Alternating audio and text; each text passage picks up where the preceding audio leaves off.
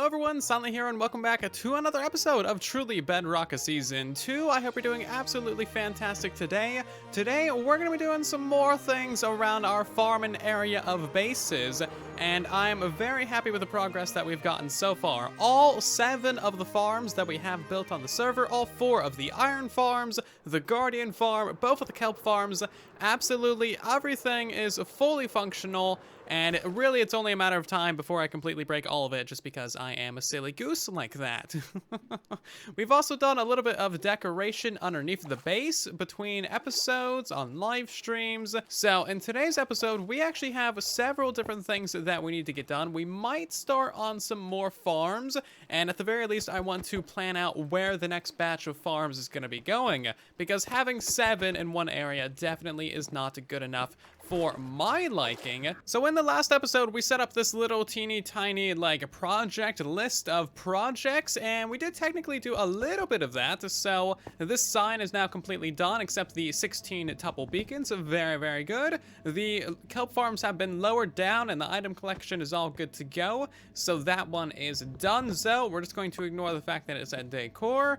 And then there is this one that we did not do in the previous episode. Plan out the base, make a scale profit, make a scale model, and then profit, and then actually do some work. It's that last part that I'm very afraid of. I don't like actually working.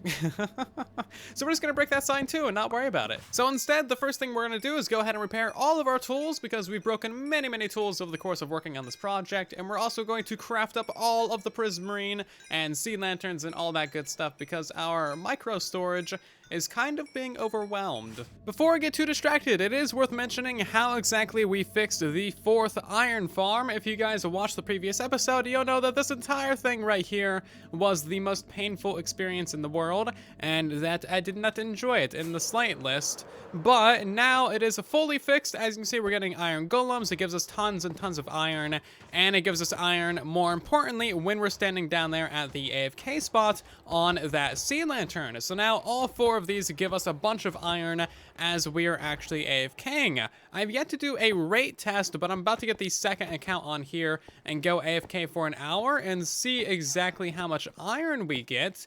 But basically what we had to do is, because I tried to move the beds, I actually broke all of the beds. So these villagers link to that iron farm over there. So we took all the villagers all the way out to over here, and I accidentally unleashed the villagers as well. So 3 of them died. So basically we brought all the villagers over here, made a new village, bred the babies, and then slowly moved the beds to here, moved the villagers to here, move the beds to there, move the villagers to here, move the beds to there, move the villagers to there, move the beds to there.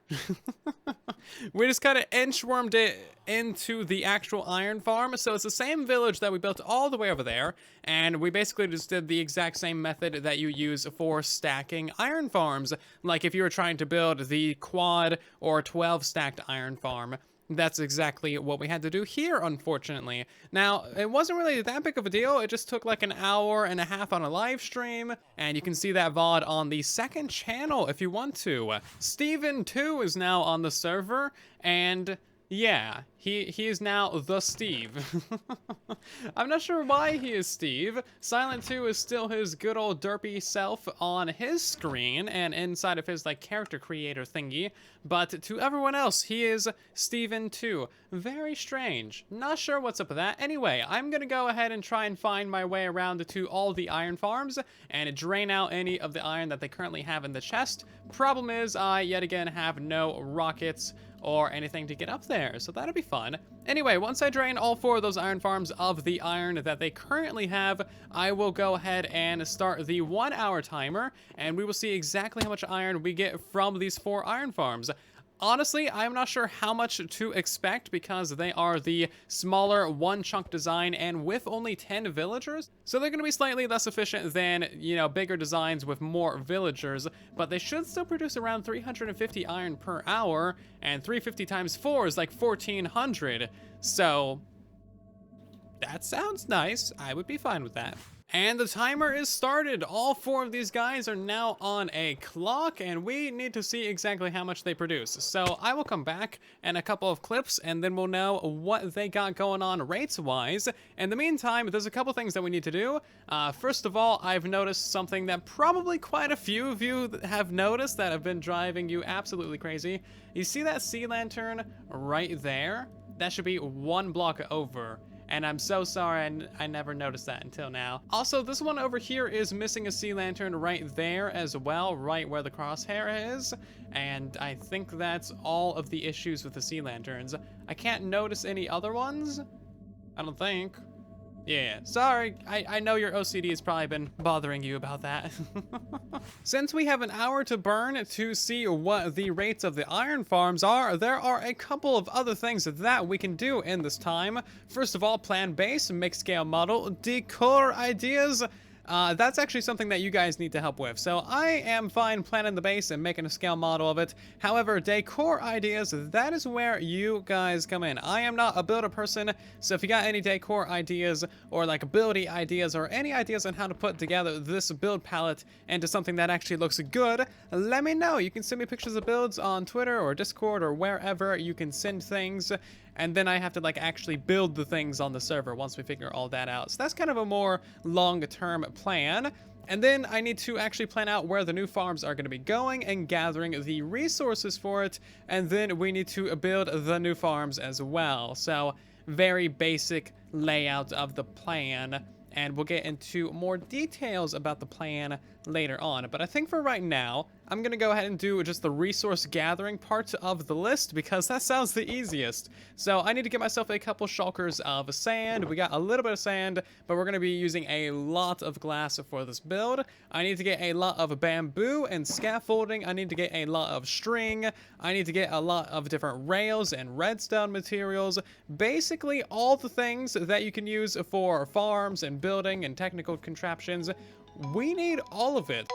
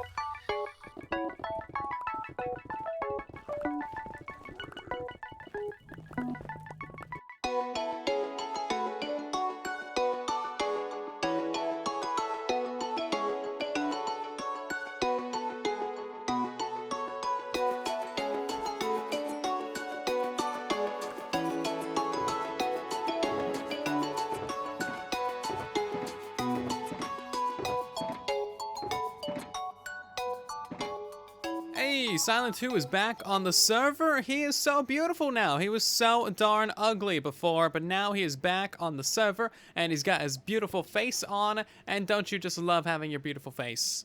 Don't you? Answer me. Yeah, okay, yeah, that's what I thought. Anyway, the 1 hour test with all 4 of the iron farms is now done and dusted, and we have determined that we get around 1,029 iron per hour. So if this guy would just go ahead and toss all of that iron to us, you can see that is actually quite a bit of iron. Thank you for giving that all to me. And that is, you know, over 16 stacks of iron per hour. Honestly, not too shabby at all. I'm quite happy with that. So we're gonna go ahead and chuck that into the chest. And yeah, we have lots of iron. We're gonna need to get many more stacks of iron because I want to have a quad beacon in every corner of the Guardian farm. So it turns out Zloy hasn't actually seen the Guardian farm since before we even drained the ocean monument, and that was quite a while ago. So all of this stuff around here is brand new for Zloy. Also, he has some very important materials for us that we need, and we're gonna do a little bit of a trade with him because we have some very important materials that he needs. like fish. Silent, do you happen to have a shameless amount of okay, question defeated. I can see that you do. Yes, I have all of the irons. You're welcome to have none of it unless you feel like buying it. Yeah, these iron farms took way too long to get working. I had to rebuild all of them Oh, twice. lordy. Yeah, well maybe not twice, but at least 1.5 times each. Did they change something about how Iron Farm works? No, I'm just dumb. In the recent or? I- Oh, okay, yeah. fair.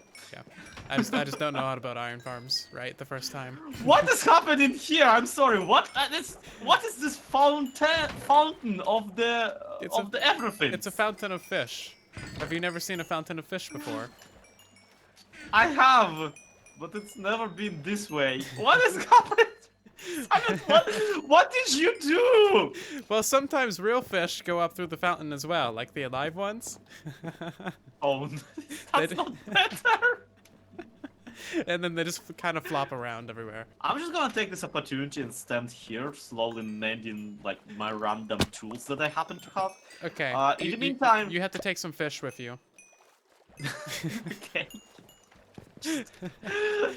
I have like 10 double chests of fish over here. Do you please? Oh, please God. take some fish. There has to be something that can be done with it, like this. I mean, you could Can smelt it be it for composted or something? No, you can smelt it for experience and then you can trash it. But you don't really need experience. But I'm gonna smelt it for experience anyway. Yeah, are you gonna have a bamboo farm like last season? I was literally Because about that's to. the Yeah. only other time when I saw as many items being funneled. Yeah. That's literally probably my next project because I need a bunch of scaffolding anyway. So like, yeah. Convenient. Yeah, and also then you will have some actual fuel to smelt yeah. the fish with. Anyway, so you're here for iron, and we've been thoroughly distracted. So how much iron do you need precisely? I mean, how much would you give me for wood? How much wood? I mean, I know you have wood, so I would. How about we wood this? This would be enough wood. Would it? Because I have another sugar box. That would be even better. Yeah, this is what happens when you say in our Discord, like, hey, does anyone have wood? So I'm expecting what? Let's say 3 stacks of I don't know, iron blocks. Okay. Just 3? Which, like, I mean, considering that you're not doing anything and getting all of these, how about have 9 more. stacks? That sounds fair. That But sounds now, you much see, better, the issue actually. is your inventory is too full of fish for you to take the iron. God. Do not underestimate me. I am actually getting all of it. Oh, good, good, Because you good. see, I had to place the shulker box. Yes, yes, yes. Well, that's cheating. Also, I'll need these shulker boxes back. Oh, man, you need the Come on, shulkers those. back? I mean, you can just give me the 2 empty ones. I don't have 2 empty ones. All mine are named. Oh. I mean, unless you want a named one. Nah, it's fine. Liara donated me like half a stack of shulker I mean, shells. here. I can give you this one. I can give you this one. We're no shulkers to love, Sloey. I mean, I do know the rules. And so do I. But would you take it from any other guy? Look, I just want to tell you how I'm feeling. It's just like this is going to be a cut to a SpongeBob screen saying they proceeded to recite the entire song. Man, don't say that. My video's gonna look really poorly edited now compared to yours. I'm not putting that in. Well, I am. And now yours is gonna look poorly edited. Now that we've determined the rates of the iron farms, I would like to go ahead and kind of explain the plan for the base and how exactly we're gonna fit it all together. And that means that we also kind of need to build a scale model of the base as well, which is something that I'm very much looking forward to. We've done this kind of scale model thing before when we first started making videos on YouTube in Silent Survival for our massive Cyan Sea base. And you can see that we took this teeny tiny little scale model and turned that into this massive, amazing base. And that was a very successful use of the scale model trick. And then we kind of did that again this season with the little teeny tiny tower. And then we scaled that up for the skyscraper at spawn. And that turned out well too. So hopefully we can pull that off 3 times in a row and make this scale model thing really work out for me. Honestly, I would highly recommend the scale model builds. It gets you a representation in game of what you're actually trying to achieve on a large scale, and really, it can pay off very, very well. Now's probably a good time to give you a ramble alert. I'm about to talk for like a long time about plans and planning and stuff and plans and where farms are gonna go and farms and maybe decoration and lots of planning. You have been warned. And commence scale model. So what you can see before you here is basically a 1 block to 1 chunk or 1/16th scale representation of the base. So each one of these glass blocks is basically 1 chunk of ocean surrounding the Guardian Farm. That's the Guardian Farm right there in the middle as our little 3x3 of slabs. Technically, the Guardian Farm is a little bit bigger than, you know, 48 by 48, but it's kind of hard to represent that in block scale like this. And then, of course, we got the kelp farms to the north and to the south. And then we got one of these little slabs up in the air to represent each one of the iron farms, which is kind of cool. So now we need to start building up vertically very, very, very far. As you can see, I've marked out a couple of different, you know, AFK spots with these sea lanterns, and that's going to represent approximate different heights for various builds going forward in the future. The next thing that we're going to add going upwards is going to be a squid farm, and this is actually going to be like 3 chunks by 3 chunks as well, I believe. It might be slightly smaller, I'm not entirely sure, but it's going to be something like this. And then, of course, we'll have a floor underneath that for the rails and whatnot, so we'll represent that and the blocks too. And then going up from here, we're going to have even more stuff. So somewhere in the middle of this, we are going to have ourselves an AFK spot somewhere perfectly. That way we only get squids and not like a bajillion fish, but we might actually want a bajillion fish. So that's going to be another AFK spot of the build. And then after that, we got even more things that we want to build in the form of a mob farm. Now, a mob farm needs to go fairly far away from the player, and it also needs to be fairly large as well, so that's probably going to be something like this, I'm guessing. It's a difficult thing to, you know, explain and represent as well, but I'm doing my best here. Doing the best that Derp can do. Anyway, let's jump back up here and you'll see kind of what the idea is. So we got the AFK spot where we can activate the mob farms and the squid farm, and then we won't be able to activate any of these upper builds while we're down here AFKing for the Guardian farm. But no matter where we're AFKing, either for the iron farms, the squid farm, or the Guardian farm, we will always be activating all 4 of the iron farms, and that is very important. That is why I built up the iron farms as high as I did. Those are literally as high in the air as they can be while still spawning iron golems from that AFK spot. So, like, if Silent 2 logged off right now and I'm standing down here, those iron farms aren't going to spawn anything. And that's kind of what you want if you want to go for this different kind of setup. Now, the trick is that you don't want your mob farms, your hostile mob farms, to be above the squid farm, because the squid farm won't work, of course. And you also don't want to have, like, anything going above the squid farm, because squids require, you know, daylight access and stuff like that to actually function and to spawn as well. So we can't have anything above this platform. That's going to be basically the top of the base. Anything above here needs to be either non-solid blocks like slabs or glass or something like that. Something that doesn't obstruct the surface spawns of the squid farm. And then we also need to, like, significantly light up the entire Guardian farm, because this is just going to cause a massive shadow down here on the Guardian farm. So we got to completely light up this entire build, and that actually allows us to play with lighting quite a bit as well, and do many, many fun things with lighting, possibly ray tracing, and different kind of decoration ideas. It basically just gives us a lot of, you know, theoretical possibilities. If those possibilities get realized, I have no idea. I'm not a builder person. I am way out of my depth here.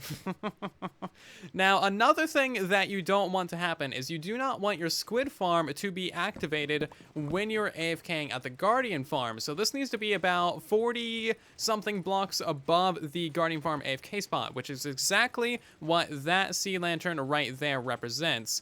and then you need to be about 30 or so blocks above the squid farm for your AFK spot. That way you only get squids and no fishes, and that's what that AFK spot all the way up there is for. That AFK spot is also going to be the prime spot for both of the mob farms too, and then we need to find a way to get the experience from both of those mob farms to the AFK spot without obstructing the squid farm spawning locations.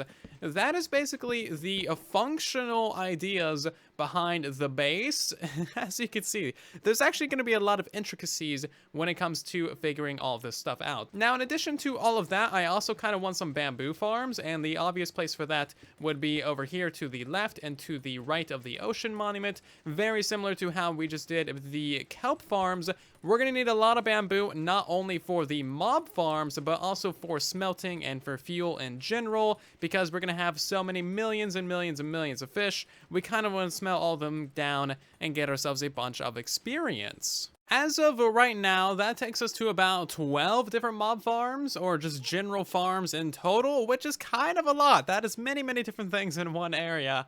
However, we can do even better than that. We're kind of running out of vertical room. There's not many things that we can do with villagers or villages, and we can't build anything above the squid farm. However, we can still go below. So I know for a fact that this iron farm right here, or that one right there, technically has a slime chunk beneath it, and there's also 4 slime chunks, if I can remember the layout of them. I believe it is 2 right there and 2 right there. So we technically have a quad slime farm directly beneath the Guardian Temple, but not quite directly. It's like a little bit offset. I don't know. It's somewhere down yonder. And then I also want to do a storage system somewhere, of course, because, you know, storage is kind of an important thing.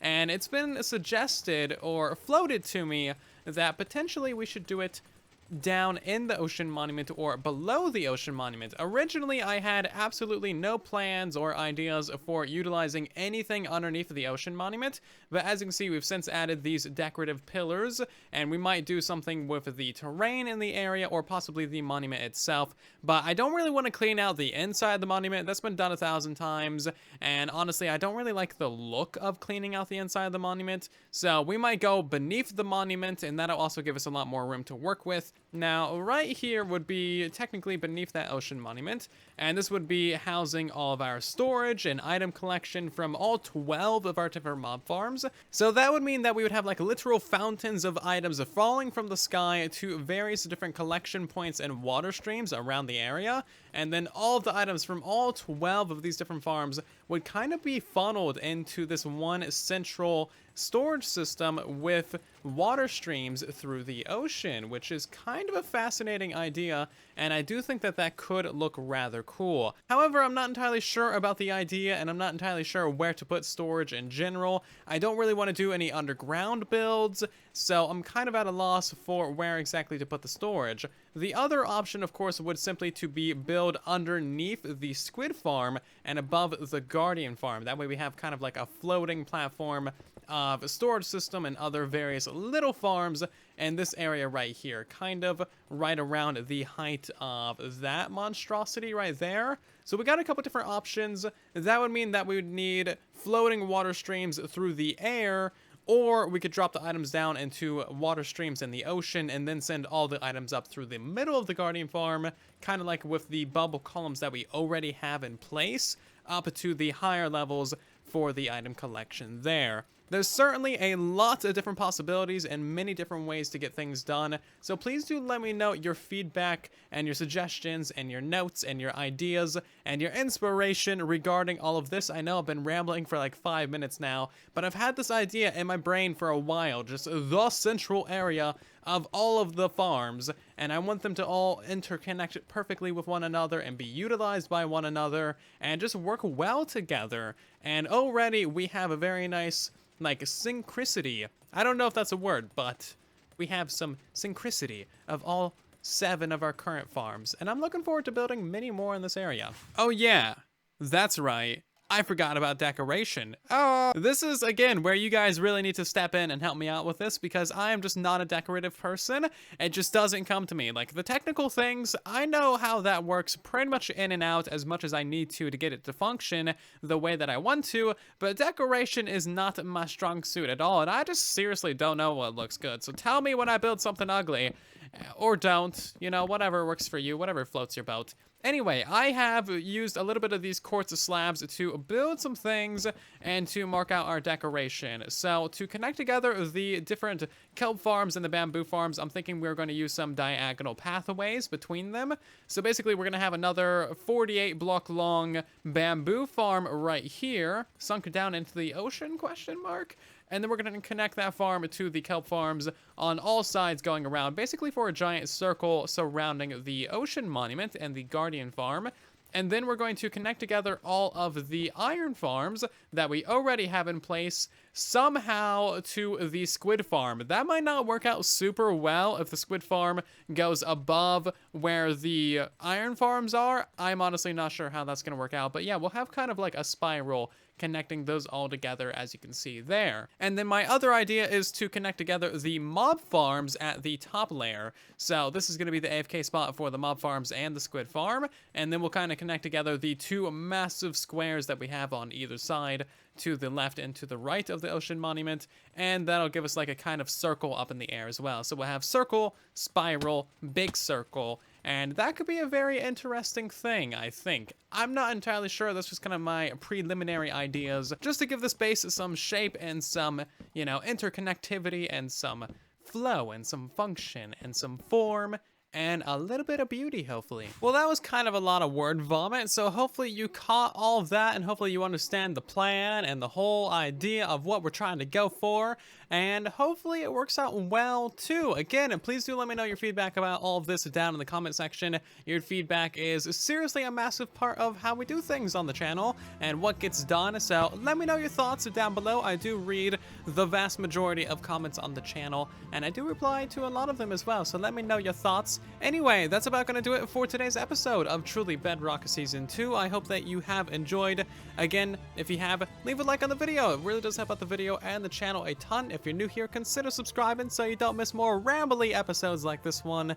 And I'll see you down in the comments and in the next one. And then there was silence.